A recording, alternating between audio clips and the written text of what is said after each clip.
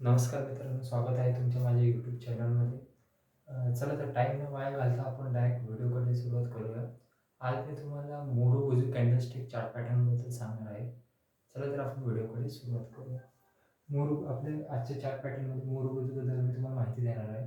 मोरू कॅन्डलस्टिकमध्ये दोन दोन कॅन्डलस्टिक असतात. एक म्हणजे बुलिश मोरू आणि एक म्हणजे बेरिश मोरू. चला तर आपण सुरुवात करूया. बेरिश मोजूबद्दल मी तुम्हाला माहिती देतो. ही कॅन्डल कधी बनते व या कॅन्डल कशी बनते व याचा इम्पॅक्ट काय होतं चार्टवरती ते तुम्हाला सांगतो.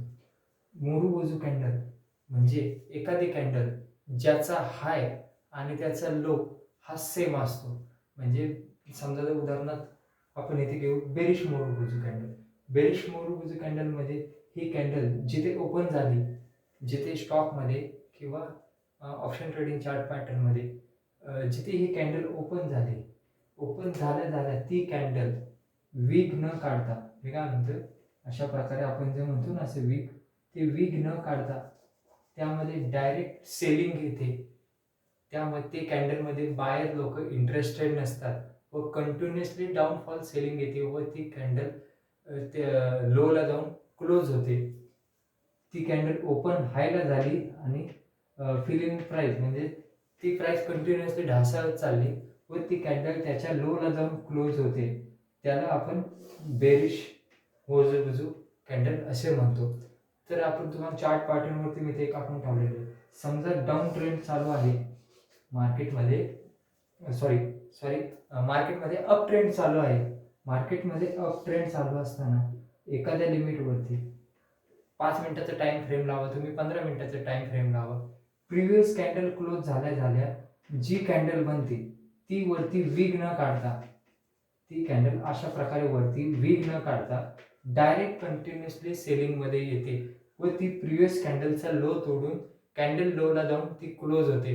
त्याला आपण काय म्हणण्यात येईल, त्याला बेरिश मोजू कॅन्डल असे म्हणण्यात येते. त्याचा इम्पॅक्ट असं होतो की जेव्हा ती कॅन्डल बनते तिथून 95% चान्सेस असतात की मार्केट कंटिन्यू डाऊन साईडला जाईल. अशाच प्रकारे बेरिश माझं कॅन्डलमध्ये तुम्हाला सांगतो, ही कॅन्डल याच्या अपोजिट चालते. त्यामध्ये ती कॅन्डल लोला ओपन होते. लोला ओपन झाल्यानंतर त्या कॅन्डलमध्ये सेलर लोक इंटरेस्टेड नसतात व बायर लोक इंटरेस्टेड असतात ते मार्केटला कंटिन्युअसली अप नेण्यामध्ये. ती कॅन्डल लोला ओपन होऊन त्याची प्राइस इन्क्रीज होऊन ती हायला जाऊन क्लोज होते. न वीक काढता म्हणतो मित्रांनो मी तुम्हाला, अशा प्रकारे वीक न काढता ती कॅन्डल जिथे ओपन झाली आहे, उदाहरण 100 रुपयाला ती कॅन्डल ओपन झाली तर ती कंटिन्युअसली अप साईडला जाऊन त्याचा हाय 150 व ती कॅन्डल सुद्धा 150 ला क्लोज झाली तर त्या कॅन्डलला आपण बुलिश मोरू कॅन्डल असे म्हणतो. मी खाली चार्ट पॅटर्न लावलेला आहे. उदाहरणार्थ समजून घ्या तुम्ही, इथे डाऊन ट्रेंड चालू आहे मार्केटमध्ये, कंटिन्युअसली सेलिंग येत आहे. हे अशा प्रकारे वीक निघून सेलिंग येत आहे. जेव्हा मार्केट एका सफिशियंट रेंजला किंवा सपोर्ट रेंजला येतं, सपोर्ट रेंजला आल्यावर प्रिव्हियस कॅन्डल क्लोज झाल्या दुसरी कॅन्डल जी ओपन झाली ती कॅन्डल वीक न काढता किंवा शॅडो न काढता कंटिन्युअसली अप साईडला जाते व प्रिव्हियस कॅन्डलचा हाय तोडून कॅन्डल हायला क्लोज होते.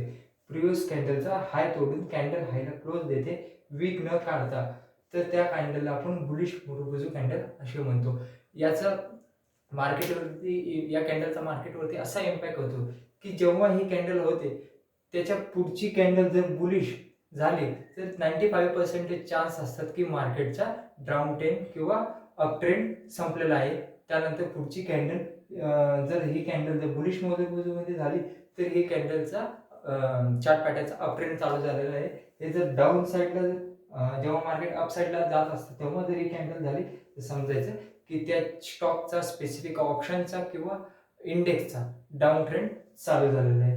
आजच्या व्हिडिओमध्ये आपण एवढंच शिकूया. पुढच्या व्हिडिओमध्ये नवीन व्हिडिओमध्ये मी तुम्हाला नवीन कॅन्डलस्टिक चार्ट पॅटर्नमध्ये व्हिडिओ घेऊन येतो. चॅनलला सबस्क्राईब करा, लाईक करा. आजच्यापर्यंत धन्यवाद.